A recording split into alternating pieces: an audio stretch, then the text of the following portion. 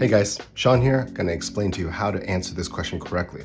So we got this inference question and we want to find out what the second payment to Davidson suggests.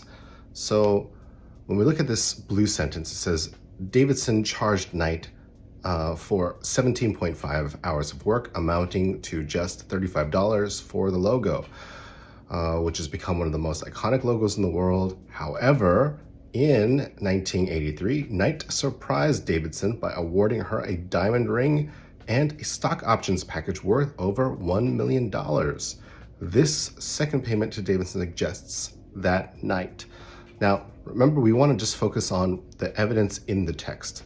So from this, we can see that this payment of $35, it seems low, but it was fair because, it was for 17.5 hours of work. So she was not unfairly compensated, especially at the time, because they didn't know whether or not this logo would become the iconic logo that eventually it would become.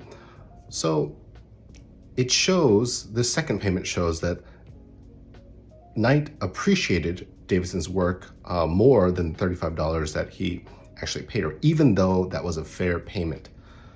So when we look at the answer choices, Alpha felt that $35 did not reflect the value of Davidson's work.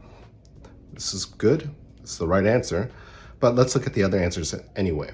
When we look at Bravo, believed he miscalculated the original payment for the Nike logo. No, 70.5 hours work equaled $35. So there was no miscalculation. Charlie was pressured by guilt for exploiting the efforts of a mere graduate student. This one's kind of a little bit based on bias too, because now most of you readers will know that Nike's a massively successful company, and the Nike logo, the swoosh logo, is one of the most recognizable logos in the world. But this guilt is never presented or even implied in this passage. So that kind of discounts answer choice Charlie. And when we look at Delta, had amassed enough success and fortune to reward significant contributors to Nike. Now, we don't see any other contributors in this particular passage, and there's no reference to how successful Nike has become. So this really is an appeal to bias because, again, most of you know that Nike is a really successful company.